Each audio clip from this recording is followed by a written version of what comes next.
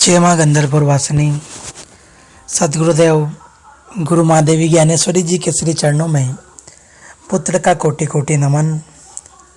श्री गंधर्वपुर वासिनी माँ पीताम्बरा बगलामुखी का आशीर्वाद आप सभी भक्तों पर सदैव बना रहे। भक्तजनों, कुल देवी और कुल देवता हमारे जीवन में बहुत महत्व है।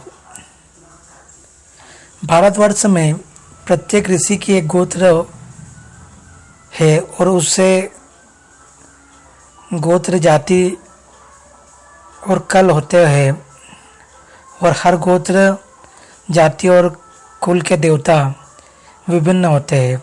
उनकी पूजा भी अलग अलग प्रकार से होती है। कुल देवी देवताओं की कृपा के बिना जीवन में कोई भी शुभ कार्य होना असंभव है। किसी भी मांगलिक कार्य में देवी या देवता को सबसे पहले पूजा दी जाती है। कुल देवी देवता सभी प्रकार के रोग दोष और दुखों से मुक्ति करवाते हैं।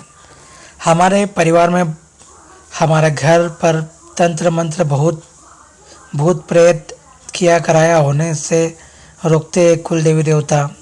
चाहे संतान प्राप्ति हो या चाहे व्यापार में बरकत हो, धन प्राप्ति हो या मनोकामना पूर्ति हो, बिना कुल देवी और देवता के आशीर्वाद के कुछ भी प्राप्त करना असंभव सा है। अगर किसी भी इंसान को किसी पर कोई तंत्र क्रिया करनी हो या फिर कोई हानिकारक प्रयोग करना हो तो उसे हानि पहुंचाना हो तो उसे सबसे पहले उसकी कुल देवी को बंधन करना आवश्यक होता है। अगर सामने वाले की कुल देवी या कुल देवता उसके पक्ष में रहे तो उनकी शक्ति और उनके तीव्र तेज के प्रभाव से किसी भी बाबा या तांत्रिक की कोई भी क्रिया असर नहीं दिखा सकती है, ना ही कोई भूत प्रेत कुछ कर सकता है। सभी प्रकार के दोष में, चाहे कालसर्प दोष हो या फिर चाहे ग्रह दोष हो, पितृ दोष हो, किसी भी प्रकार के दोष में कुल देवी हुकुम के इक्के की तरह कार्य करते हैं। कई मामलों में हमारे किसी पूर्वज की कोई मानता नियम या फिर उसके किसी दृढ़ वचन को तोड़ने से या नियमित अपने कुल देवी या देवताओं को पूजा नहीं देने से वह रुष्ट हो जाते हैं और उनके रुष्ट हो जाने से मनुष्य के जीवन में अनगिनत बाधाएं, परेशानियां, मुश्किल आने लगती है और इंसान को जरा भी पता नहीं चलता है कि अब क्या करें। अगर किसी मनुष्य के कुल देवी देवता प्रसन्न हो तो उसे घर पर किसी भी प्रकार की कोई बड़ी दोष उत्पन्न नहीं होता है। उससे पितृ हमेशा उसे प्रसन्न करते रहते हैं और वह मनुष्य जीवन के हर क्षेत्र में सिर्फ प्रगति करता है और उन्नति करता है। उसे कोई भी शक्ति या कोई भी इंसान रोक नहीं सकता है।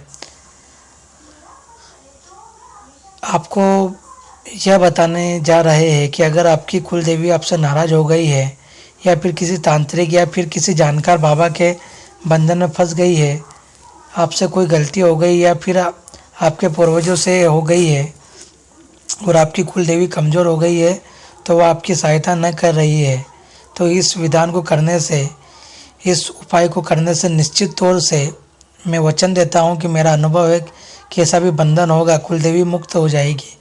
कैसी भी गलती होगी धीरे धीरे वह आपको क्षमा देगी और आपके जीवन में उन्नति ही उन्नति होगी। और सबसे बड़ी बात इस विधान की यह है कि अगर किसी इंसान को अपने कुल देवी या कुल देवताओं के बारे में भी नहीं पता है और अथक प्रयत्न करने के बावजूद भी उसे इस विषय में कोई जानकारी नहीं मिल रही है तो इस विधान से वह अपने कुल देवी या देवता के बारे में पता करके उनकी सेवा पूजा देकर उनको प्रसन्न कर सकता है।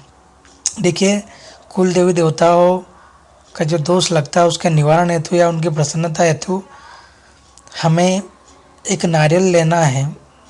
एक सूखा नारियल, एक चुनरी 1.25 मीटर की लाल कलर की, 16 श्रृंगार और 100 ग्राम सफ़ेद मिठाई, धूप बत्ती, एक सिगरेट,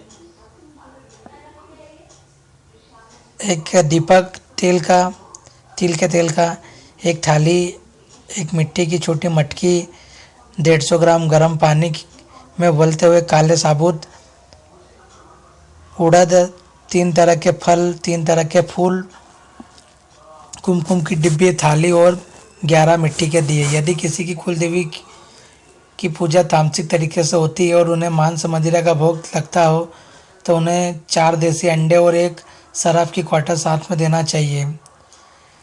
बहुत ही आसान सी क्रिया है, आपको बहुत ज़्यादा कुछ नहीं करना है। यह सारी चीज़ पैकिंग से खोल करके एक थाली में सजा देनी है।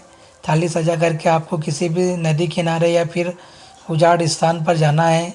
फिर आपको वहाँ पर यह थाली रख देनी है। पानी से या चाकू से थाली के चारों ओर घेरा बना देना है। उसके बाद आपको एक दिया जलाना है, सुगंधित धूप करना है और दोनों हाथ जोड़ करके आपको यह मंत्र बोलना है। यह मंत्र आपको 33 बार दोहराना है और थोड़ा ज़ोर से बोलना है, बहुत ज़्यादा ज़ोर से भी नहीं, किंतु थोड़ा ज़ोर से कि आपको सुनाई दे और वातावरण में थोड़ी सी ध्वनि फैल जाए। उसके बाद आपको क्या करना है कि आपकी कुल देवी या देवताओं का दोष है जिसके लिए आप पूजा कर रहे हो, या फिर वह बंधन किसी बंधन में है, या किसी ने कोई टोटका करके आपके के देवी देवताओं को रोक दिया है, तो उसका संकल्प करके आपको प्रार्थना करनी है अपनी भाषा में, अपने तरीके से, साफ दिल से। इसलिए मैं यह पूजा कर रहा हूँ और मुझे 11 दिनों के भीतर सपना है किसी भी माध्यम से इशारा दे और मुझसे संपर्क करे। इसीलिए मैं आपका आह्वान कर रहा हूँ। मैं अज्ञानी और मेरी सभी प्रकार की त्रुटियों और गलतियों की क्षमा चाहता हूँ। यह बात आपको बार बार दोहरानी चाहिए। यह कार्य करते वक्त अगर कोई प्राणी आपके पास आता है, जैसे कुत्ता, गाय, बैल, कुछ भी हो, तो यह बहुत ही उत्तम संकेत है। और अगर कोई पक्षी आता है तो यह तो उससे भी उत्तम है। हर रूप में आपको देवता या देवी प्रकट होगी, उसके अलग अलग मतलब है, किंतु यह सब मैं यहाँ पर एक ही बार बता रहा हूँ। आप लिख लीजिए, बार बार नहीं बता पाऊँगा। अगर आपको ऐसा अनुभव प्राप्त होता है तो आप हमसे संपर्क करें, हम आपकी सहायता करेंगे। फिर आपको क्या करना है कि जो 11 दिए आपके पास है,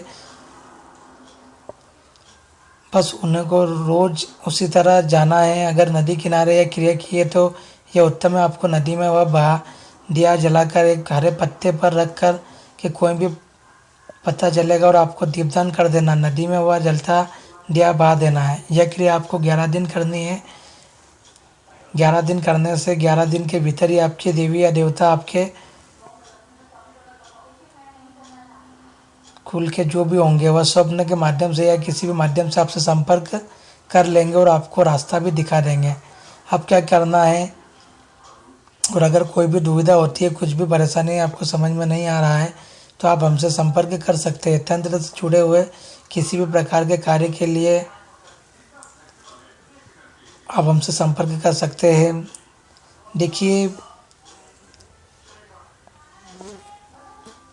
भक्तजनों, जीवन में अगर समस्याएं निरंतर बनी हुई है, आपने जगह जगह जाप, हवन, अनुष्ठान, जिसने जो बोला वो सब आपने किया, लेकिन परिणाम आपका शून्य रहा है, तो आप माँ बगलामुखी की दीक्षा लेकर स्वयं साधक बनकर अपनी साधनाओं के माध्यम से जीवन में आने वाली समस्याओं को हल करें।